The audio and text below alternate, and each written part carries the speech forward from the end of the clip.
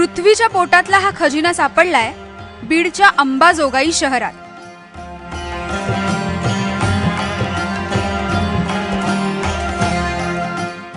शेकडो मूर्ती, शिलालेखांचे नमुने आणि काळ्या कातळात कोरलेलं हे 12 खांबी मंदिर।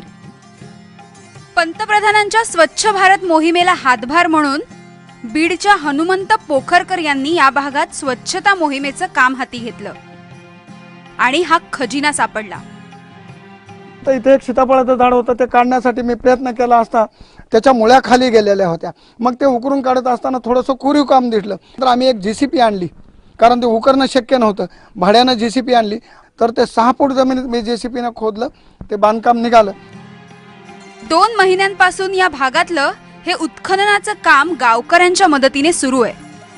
विविध रूपातल्या देवी देवतांच्या असंख्य मूर्ती, त्रिभंग, दर्पण सुंदरीची शिल्प आणि असंख्य शिलालेख।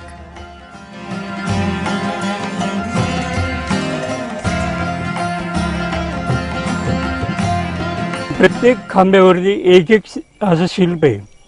काय शिल्पाचं वैशिष्ट्य? स्त्रियांचे शिल्प आहेत वेगवेगळे असे, आणि पुन्हा रिलीफ शिल्प सुद्धा आहेत त्याच्यामध्ये। रिलीफ म्हणजे कसं त्याला? रिलीफ म्हणजे दगडाला थोडासा उठाव देऊन उठाव आणून कोरलेलं काम आहे। राऊंड शिल्प नाहीत ते, आणि त्याच्यामध्ये वेगवेगळे प्रसंग आहेत। एका शिल्पामध्ये मगरीचा चेहरा दाखवलेला आहे। ही सगळी शिल्प राष्ट्रकूट काळातली असावीत असा अंदाज इतिहासकारांचा आहे।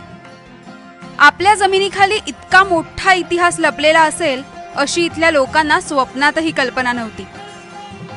आजपर्यंत आम्ही हे मंदिर लांबूनच बघितलं होतं, रेणुकाई मंदिरातून। फक्त एक 12 खांबावर उभं असलेले मंदिर एवढंच आम्हाला माहित होतं, परंतु एक स्वच्छता मोहिमेतून सुरू झालेलं हे काम आज उत्खननामुळे एवढं खाली काही खजिना सापडतो याच्यामध्ये की आम्ही आश्चर्यचकित झालेलो आहेत अंबाजोगाईकर सगळे। मग अनेक युवकांचे ग्रुप येतात इथं, मदत करू लागतात सर्वांना। यापूर्वी एवढे लोक यायचे का?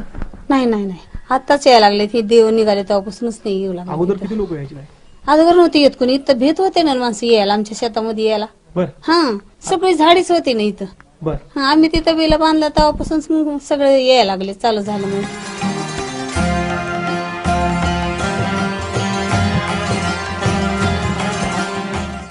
काळाच्या ओघात लुप्त झालेला हा लाखमोलाचा ठेवा आता गावकऱ्यांच्या प्रयत्नामुळे पुन्हा हाती लागलाय। त्यामुळे अंबाजोगाईला आता आणखी एका इतिहासाचं वारसदार व्हायची संधी मिळाली आहे। गोविंद शेळकेसह ब्युरो रिपोर्ट, ABP माझा, बीड।